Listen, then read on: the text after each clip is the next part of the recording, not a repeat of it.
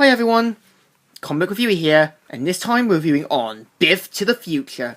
Now, as you know, this fills in during the second film to how Biff got the sports mag and how he was able to become rich and successful and corrupt. Now, we all know that eventually Lorraine was going to marry Biff, and Biff able to build his criminal empire. And the story starts off like this. It starts off how Lorraine is saying, like, how that after what happened to George, that her house being foreclosed, her parents have sold their home because of the city and that. And also the fact that her brother Joey had got arrested for drugs, which implied that Biff easily planted them there. And actually, that George McFly helped her because she made him strong. And now without him, she's lost. And so she asks Biff to marry her.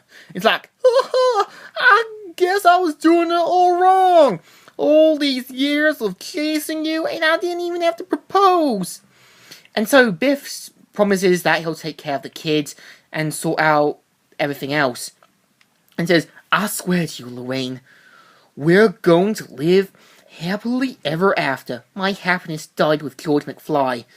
Now, I'm surprised that she's not going to the committee to help out. I mean, this just makes her look pretty pathetic. I'm just saying it. I'm not defending anyone. And it has, like, Biff saying, like, in the film, saying, "Third time's a charm." And you also have Marty and his brother and sister in the wedding. And they don't look happy that Biff is going to become their new dad. It's also how Biff's talking to one of his clients and says to use Lord McFly's wallet to make it look like something happens. Now, when you think about it, he's planting evidence, yet the police should probably go into his house and ask and find out what's going on. It's obvious that Biff did it. So meanwhile, while Biff is confronting the newspaper lady saying, "What's the deal? My wedding should be front page news. You put it in the back." Even dead, George McFly is still bigger news than you, Mr. Tannen. Now, not that I really believe they read the deed. And so she confronts Biff, saying that, "What are you going to do? Hit me? Threaten me?" And she says that she would sue him for assault. And Biff pretty much finally does what he needs to do and takes over the Washington Post and says, "Hail to your chief, Biff Tannen, new owner of the Bifferton Post." Now, Bifferton sounds like some sort of, like, rich posh club or something. And so he takes over the office, and even when two news guys talk about him about a story they want to do, he pretty much fires them and says, "Somebody get Hill Valley on the phone. I got somebody else to fire. I'm gonna run the paper my way. With these people actually care about the funny pages in sports, no big words." Actually, I don't mind the funny pages, because you need the funny pages for a newspaper. And so, on the way, Biff's like, "So what's with the secret agent stuff in the dark windows? Mr. Guy who won't tell me his name. Was it gonna be that so important? You'll find out. And you can call me Mr. Keeler." And so Biff and Mr. Keeler go in, and where Biff meets the president and said, I'm not surprised, but you're looking for money? Forget it. I've heard a lot about you, Mr. Tannen. I'm not here to strike you down. Only I want to shake the hand of a true American. And so he talks with him and such, saying, like, "I've had my people send a team over to help you with that on Q and T.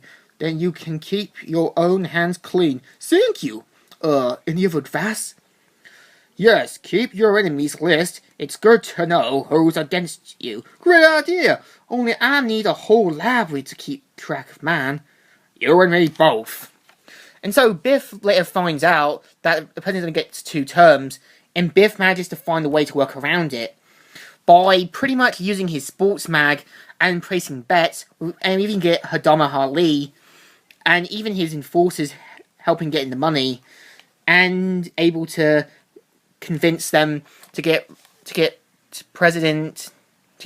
Jimmy Carter, to get Nixon back into office.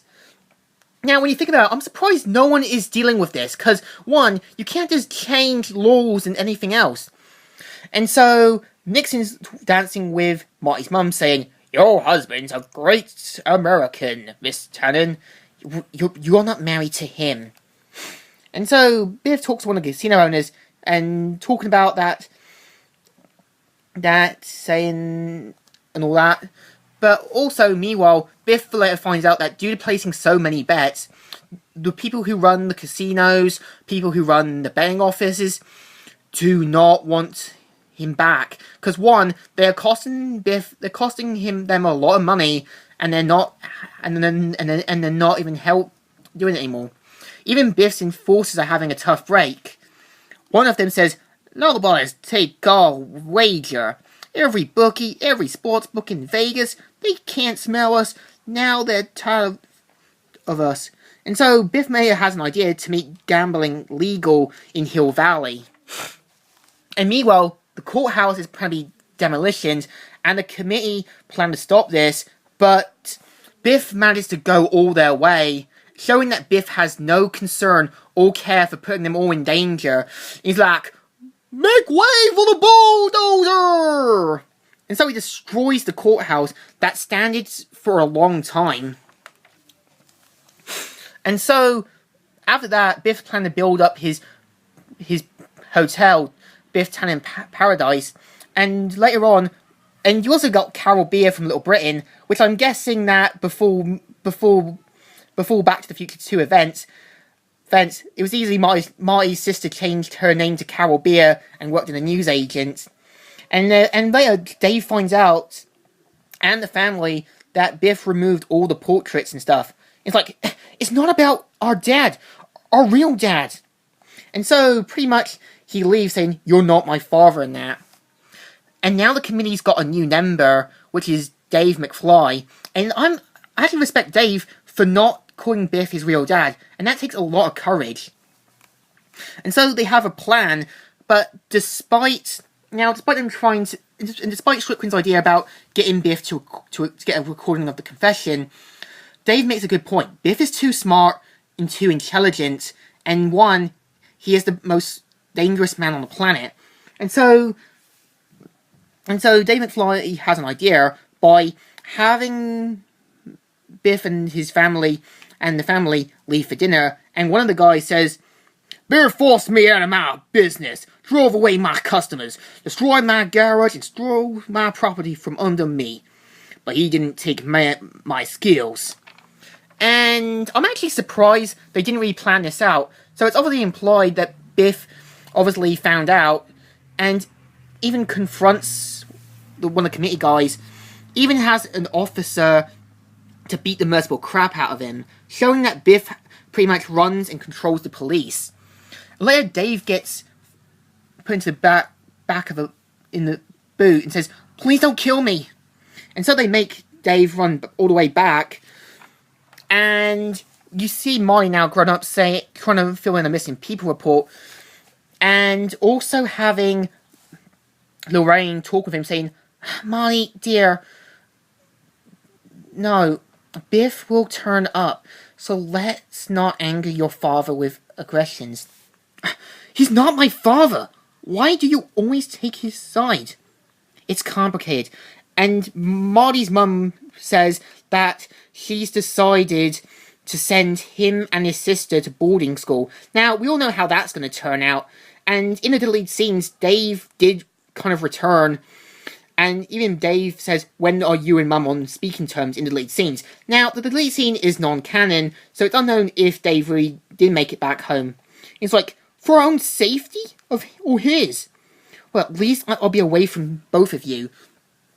So later, now two community members are gone, they are pretty much out with options, and they find out David McFly's missing, so they get help saying, "It was Albert Einstein who once said, 'The world is a dangerous place to live, and not because of people are evil, but because of the people who don't do anything about it.'" It says, "I am Dr. Elliot Brown, Hill Valley's legendary rescue, and you'll silent benefactor. And now they've got the ultimate ace card, Dr. Brown, who can hopefully put an end to Biff Tannen's madness. I'm actually surprised he still looks the same as he does. You'd think in the alternative 1985 they would have changed him. So the next month issue will be Biff building Biff Co., his toxic waste plant, and no doubtly killing off the environment. And so like before, you got all the ads, the Telltale game, and all the Back to the Future stuff, and that's it. So the fourth issue, kind of alright. I mean, deep down, you can tell that the committee isn't going to last long. Biff is obviously going to put them down, but with Dr. Brown on their side, could it happen? I don't think so. So the issue deserves a thumbs up. Alright, but still good. So, Comic Reviewer here, signing out.